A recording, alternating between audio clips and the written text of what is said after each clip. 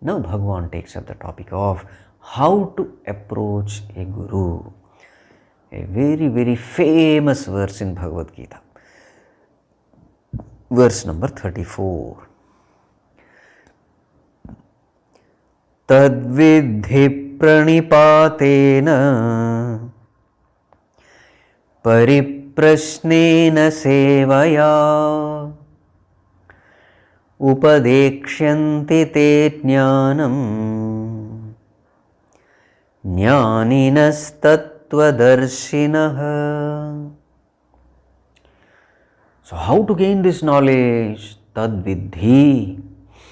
Arjuna, know this knowledge, gain this knowledge. How? Praṇipātena, fall at the feet of the teacher. Paripraśhnena, ask relevant questions. Sevayā, by serving the teacher. In this way you win the grace of the teacher.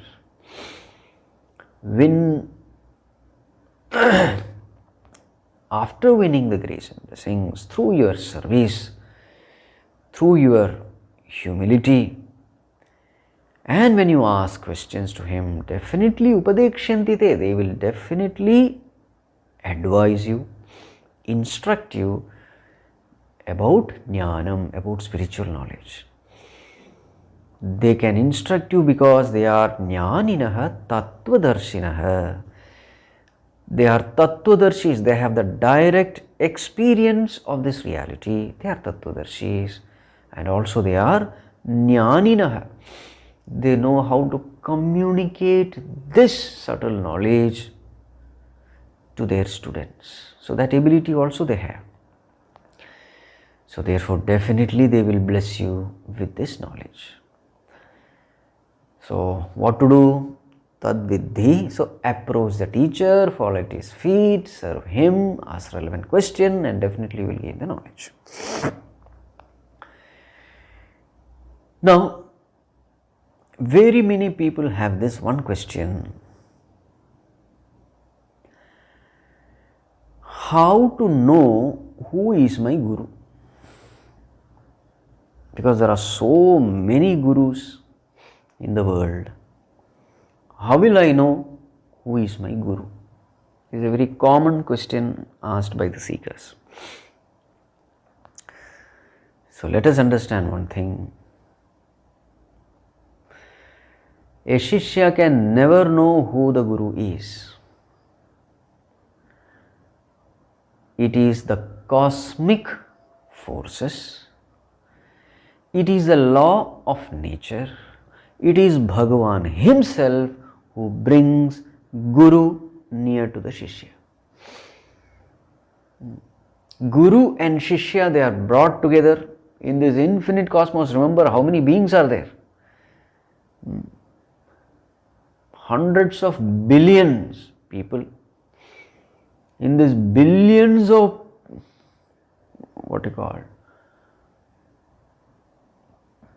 such thickly populated planet Earth, where billions of people live.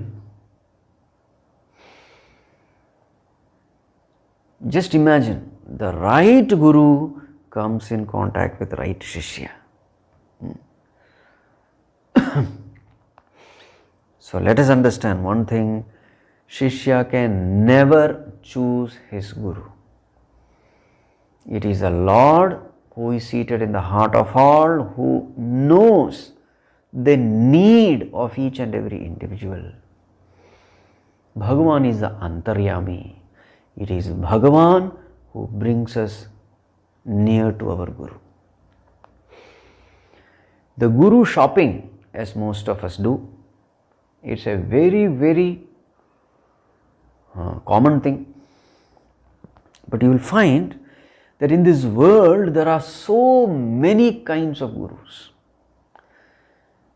All are great ones. All are enlightened ones, but their paths are so different. Their natures are so different. You cannot say that all enlightened ones are of the same nature. No. There are emotional gurus. There are bhajan oriented gurus. There are service oriented gurus. There are intellectual gurus. There are Hatha Yoga oriented gurus. There are Raja Yoga oriented gurus. So many varieties of gurus we find in the world. How will I know which guru is suitable for me? I can never know. In fact, I don't know what my nature itself is. Whether my nature is emotional or intellectual or what, I don't know anything about myself. So since I am ignorant about my own nature, definitely I can never choose my guru. But then what Bhagavan does? What Bhagavan does is, when the right time comes, when there is an intense seeking in the heart of a seeker, of a student, once he becomes fit for this knowledge, when the right time comes, when he becomes ripened through so many worldly experiences, such a Shishya is exposed to a particular guru. Such a Shishya is exposed to a particular guru. And then what happens? Then what happens is, the Shishya gets automatically attracted towards that guru. He might have heard so many gurus, he might have been with so many gurus, but towards a particular person he gets attracted. Why does he get attracted? He gets attracted because his nature matches with the nature of that person. Whenever the natures match, a tuning happens. So therefore an emotional kind of seeker will get automatically attracted to an emotional guru. An intellectual seeker will automatically get attracted to an intellectual guru. You see, a tuning happens. And in the company of that person, this Shishya finds peace and happiness. For example, suppose this student is an intellectual student. So who is an intellectual student? He has a lot of questions about life. So then only way in which his mind will be peaceful is when he gets convincing, logical answer for his questions. Only then his mind is at peace. He doesn't find these convincing answers from so many gurus, but then he gets it from one particular guru. So then what happens? Spontaneously he gets attracted to that person. This is how tuning happens. So I have so many questions, and here is a person who is answering all those questions in a logical, convincing manner, and because of which all my doubts have vanished. There is peace. Now there is clarity with regard to life and its goal. Now I am inspired to live a spiritual life. So here is a guru who has inspired me to live a spiritual life. So the one who inspires you to walk the path of spirituality, giving you proper guidance according to your need, such a person you can choose as your guru. But remember, Guru and Shishya, they were brought together only by the Lord. Guru also doesn't know who his Shishya will be, and Shishya also doesn't know who his Guru will be. It is Bhagavan alone who brings them together. So therefore we don't have to worry about guru hunting. When the right time comes, you will be exposed to somebody who is able to inspire you in the path of spirituality. The only thing we have to do is, let us have that intense desire for spiritual knowledge. This is all what we need. Once the desire comes, Bhagavan will supply us with the right guru. As they say, demand and supply, they go together. The more and more demand, the more and more supply. The kind of demand meets with the kind of supply. So So what is our job? Our job is to create the demand in us, to have a sincere seeking for this knowledge. This is all we need to do. The rest, the cosmic forces will take care, the Lord will take care. So whatever knowledge is available to us, whether through audio or video or books, let us constantly expose ourselves to this knowledge and let us create an intense urge in us for knowledge. Then rest of the thing, the cosmic forces will do spontaneously. We don't have to worry about that. Right. Now, so when we are attracted to a particular guru, so what we have to do? Praṇipātena, prostrate unto his feet. So what is pranipata? Falling down. Pranipata means, dandavat prana. Like a stick, you fall down at the feet. Now these are all symbolic. It simply means, O Guru, I am available for you. Please accept me. Now I am yours.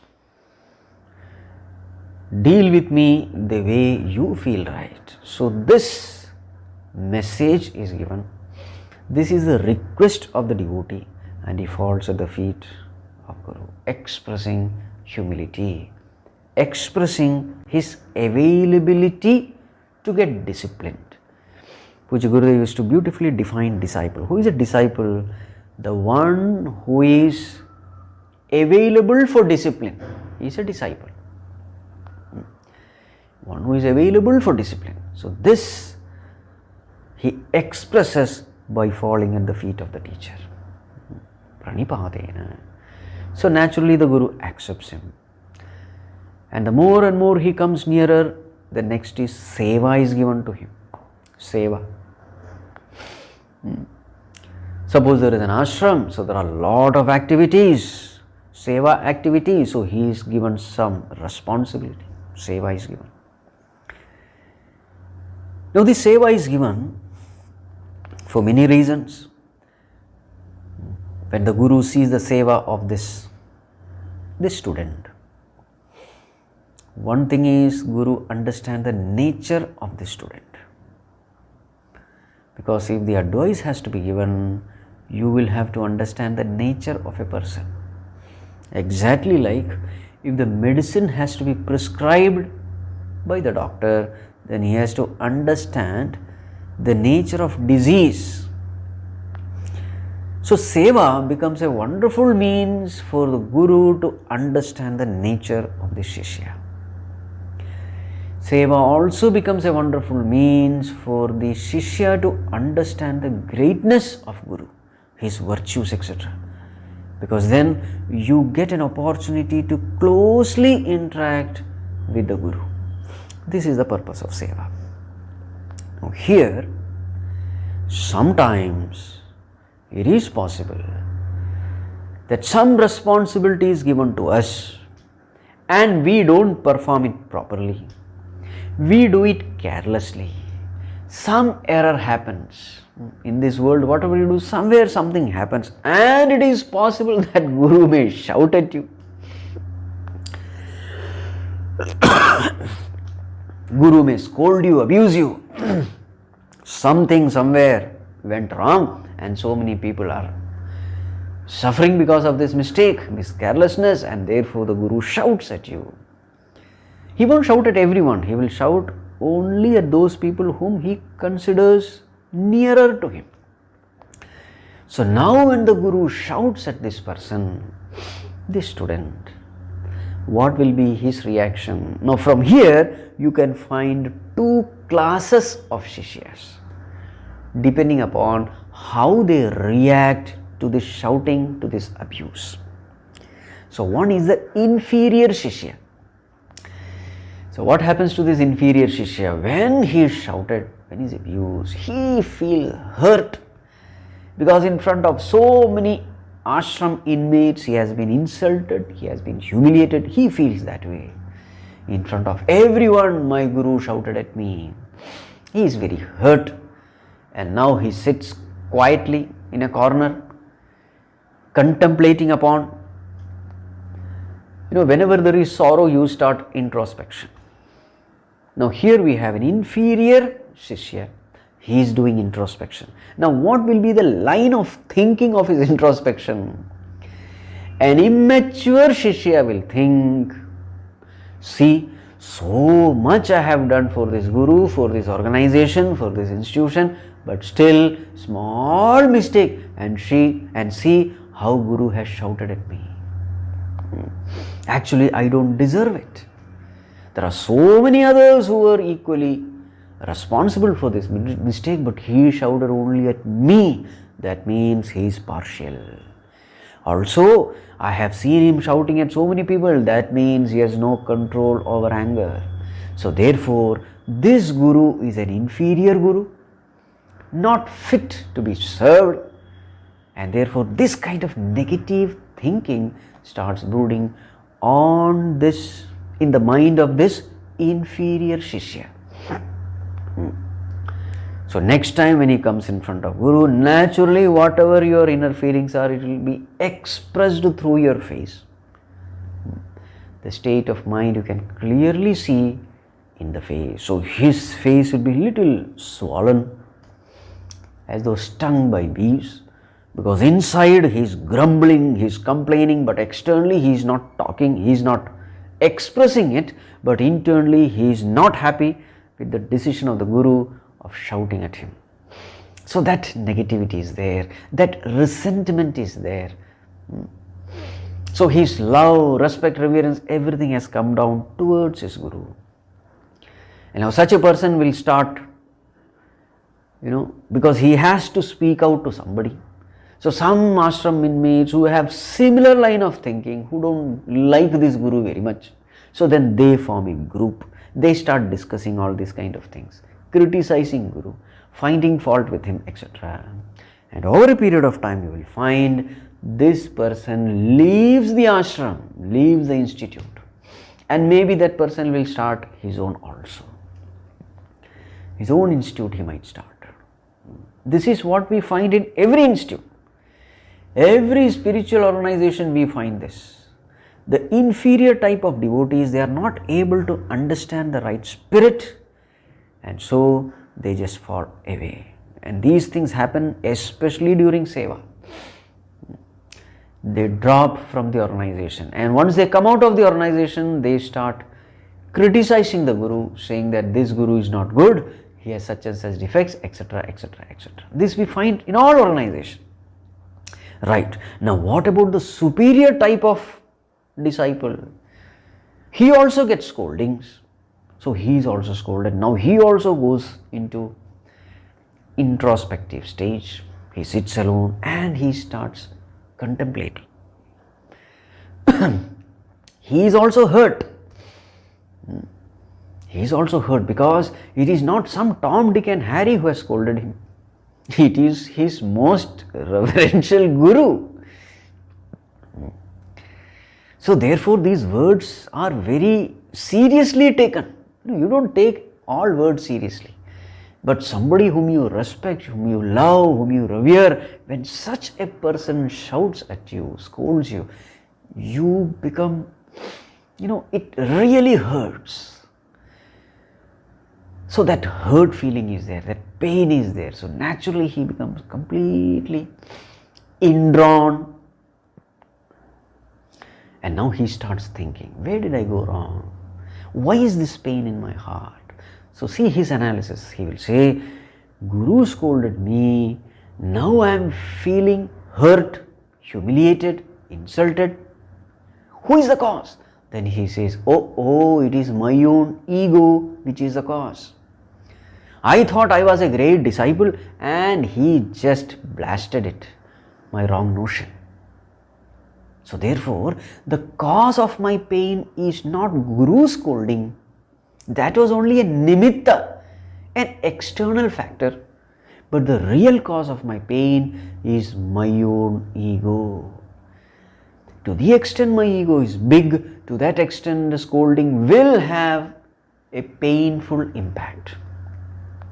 So therefore, the cause of this pain is ego. Guru is only trying to efface this ego. And in jnana tapas, this is the most important thing. My greatest enemy is not somebody outside. My greatest enemy is my own ego. And here is Guru who is trying to efface my ego through such means. So in fact, it is a blessing in disguise. So in this way he contemplates, meditates, comes to this firm conclusion that yes, basically it is a scolding which is real blessing, because it makes your spiritual journey faster. It is like a push given towards your spiritual goal. That which cannot happen in so many years, it can happen in a moment with one scolding of the teacher. It's possible. The ego is completely crushed and blasted. So Guru is doing this for my own sake. No, this way he thinks. So next time when he appears in front of Guru, his love for Guru is much, much more. The bonding becomes more and more strong. Now this is the nature of a superior disciple. So even when scolding he gets, he will not break the relationship. In fact, the relationship becomes stronger and stronger. And now the Guru clearly understands the difference between the inferior disciple and the superior disciple. Through his jnana chakshu, he can see who is the real disciple. Why? Because Guru himself is an embodiment of virtues, and a virtuous person can clearly see the virtues in others. Just like a musician can clearly know who is a greater musician. A sports coach can clearly know who is better in sports. So that's how they select. That's how they select team members. So the one who is an adept in any profession, he knows who is better. In the same way, in spirituality also, Guru is an embodiment of virtues. So we can very clearly make out the difference between the inferior disciple who crumbles and breaks down when some shouting and scolding is given. In fact, maybe Guru is deliberately shouting in order to bring out the content in him. How do you know the real nature of a person? Shout at him, you will come to know. Not by praising. Shout at him and then you will know what that person is. You shout at a virtuous person, you can never expect abusive words from him. You shout at a vicious person, all Sahasranamas will come from him. You see? So under pressure, you become what you are. You express what you are. So sometimes Guru deliberately puts his disciples under pressure to know the real content in that person, to know the real nature of that person. So now the Guru clearly understands who is the inferior one, who is the superior one, and therefore naturally this is a selection process. So from the inner circle, he chooses those superior ones into his innermost circle. Into the innermost circle of a Guru, not everyone has entry. Guru tests the disciple and only then entry is given. And what is the test given? The test given is, even under the most challenging situation, is this person humble? Is this person obedient? Is he still has faith and devotion for Guru, even the most challenging circumstances? Or is he still having some kind of criticism, some kind of, ill feeling towards the Guru? A superior Shishya will not have any such ill feeling, unlike the inferior Shishyas. So this has to be understood. Now one more thing we have to understand.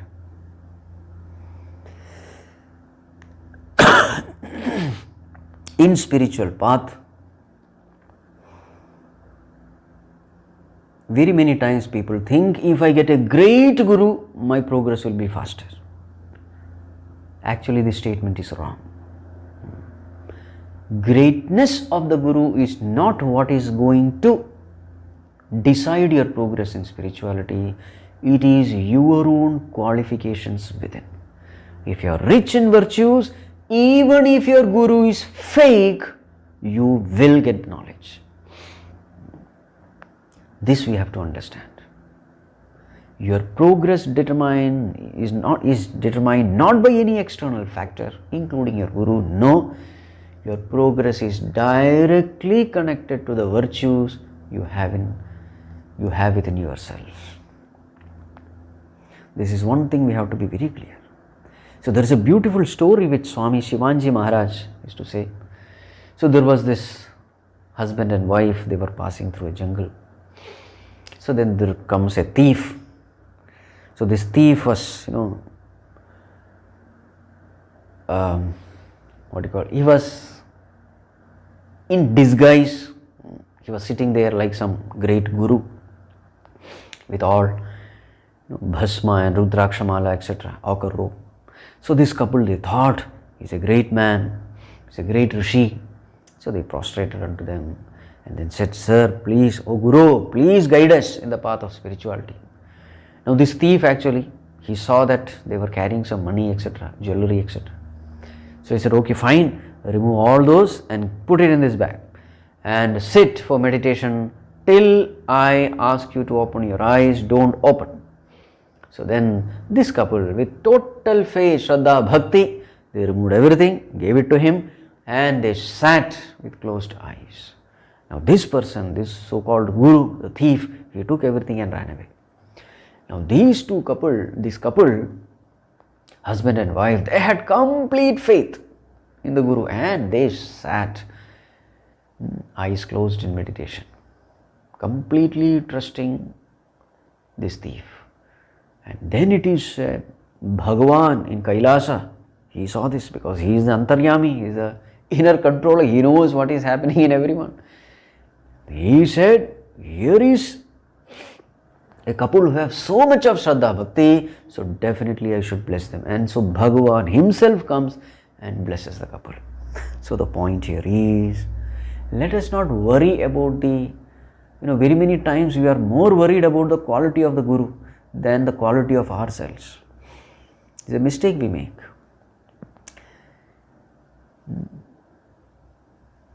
Our qualification is the most important thing, and that's what we learned from the story of Ekalavya also. Ekalavya was rejected by Dronacharya, but Ekalavya went on to become the greatest archer, even greater than Arjuna.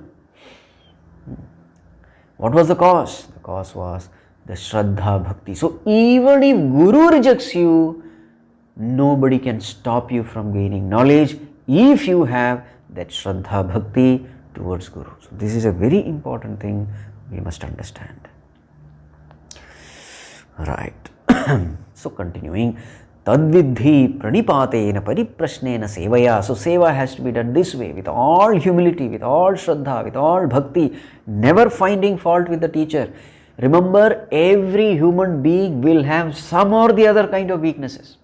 Because we are all human beings, at the BMI level, we all have shortcomings.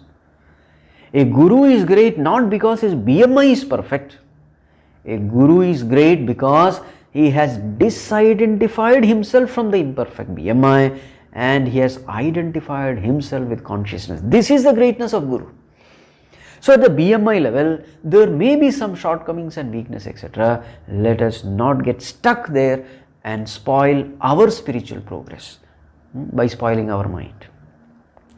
So do seva, at the same time let us, through service, let us try to purify our own mind by cultivating virtues like humility, straightforwardness, etc. In this way, when you do, you will always find that you will win the grace and affection of Guru.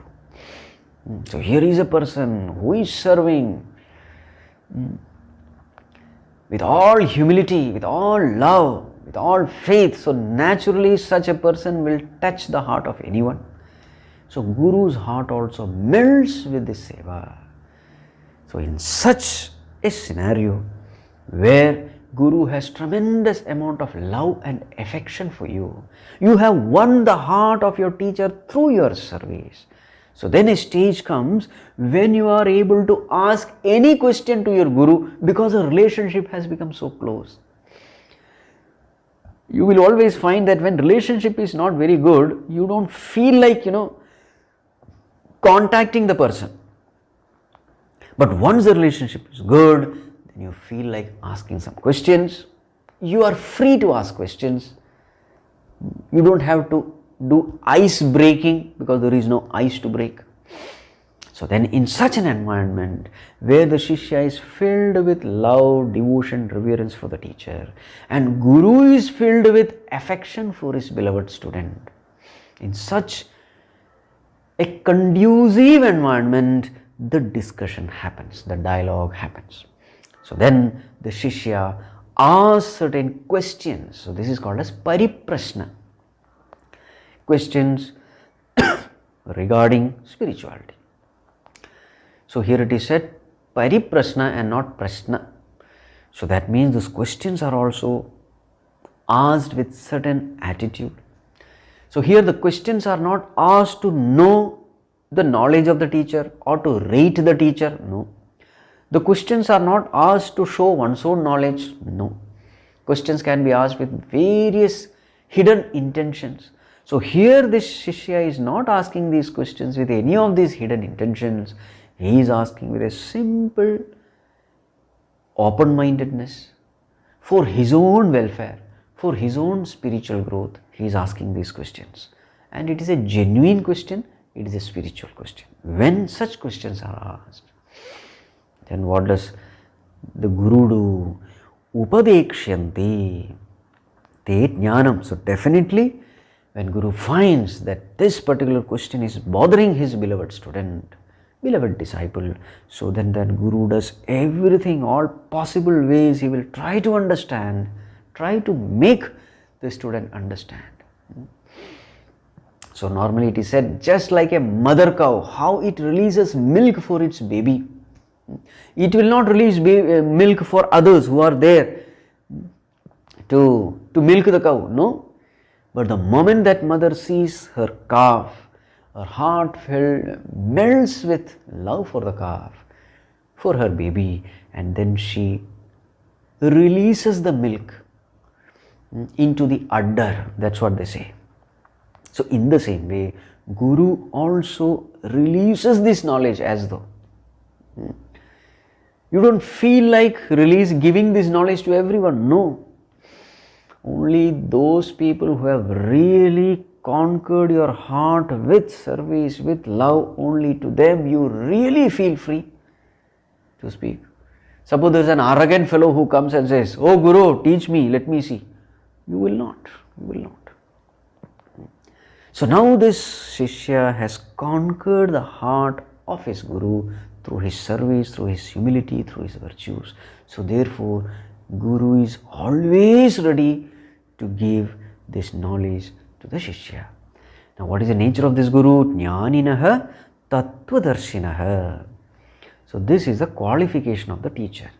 The teacher is a tattva-darshi. He has direct experience and moreover he is a jñāni. He knows how to communicate. Why he knows how to communicate? He knows it because he has got this knowledge from his teacher. So he has learned the technique of teaching from his teacher because he also falls under jnana parampara, guru parampara. So he has gained this method of teaching, method of communication from his teacher. So the same method he follows in teaching the future generation also. So therefore, he is well versed in the scripture. So in Upanishad, the term used is Shrotriyaha Brahmanishtaha. Shrotriya means the one who is well versed in the scriptures. So there Shrotriyaha, here it is Jñāninas. There it is Brahmanishta, here it is tattva-darśhinaḥ. That's all. That comes in Mundaka Upanishad actually. Shrotriyam Brahmanishtam.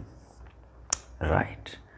So such a Guru, then he gives this knowledge to his beloved disciple.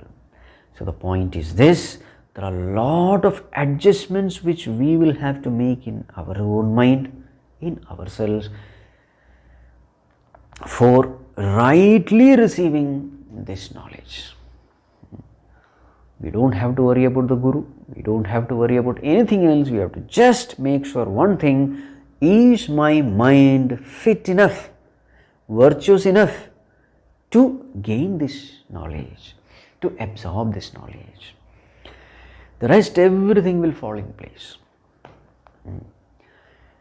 If you are a real seeker, you will get a real Guru, and if you are a fake seeker, you will get a fake Guru. Puja Gurudev used to say. So let us become a real seeker. Then definitely knowledge will find us.